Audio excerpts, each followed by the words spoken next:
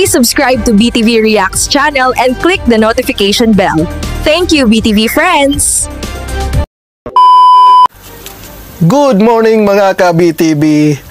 Maganda po no, maganda na naman at mag-iiyakan na naman po dito ang mga loyalista at mga pinklawan at mga dilawan sa nilabas na approval rating ng Pulse Asia.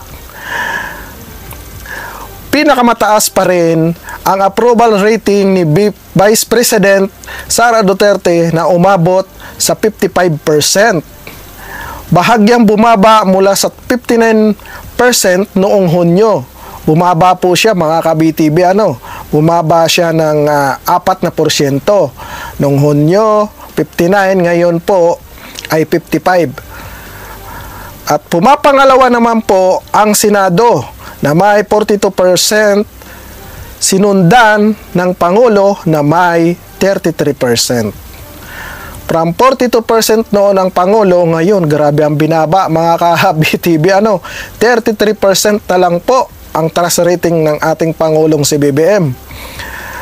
Samantalang patuloy naman ang pagbaba ng rating ng Kongreso sa 30% mula sa 47% noong Hunyo. Batay sa Pulse Asia survey na isinagawa noong September 27 to September 30, 2025. Grabe po mga ka-BTV. Grabe po kung titingnan nyo po, bumaba naman po yung kay Vice President pero 4% lang. Samantalang yung kay BBM from 42 to 33. Ang laki po ng binaba. Kaya po, ngayon na naman po, mag-iiyakan na naman at galit na naman po ang mga loyalista, pinklawan at dilawan nito sa nilabas ng Pulse Asia survey na to. Tanggapin nyo na lang po talaga. Wala po talaga Ganun po talaga.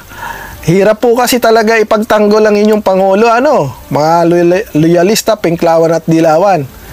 Tanggapin nyo na lang kasi wag na kayong iyak ng iyak, wag na kayong ano-ano pa sinasabi nyo na hindi totoo. Ayan na, Pulse Asia na po yan, mga ka-BTV, Kaya,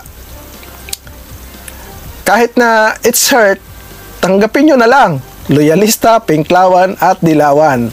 Bye-bye! Please subscribe to BTV Reacts channel and click the notification bell. Thank you, BTV friends!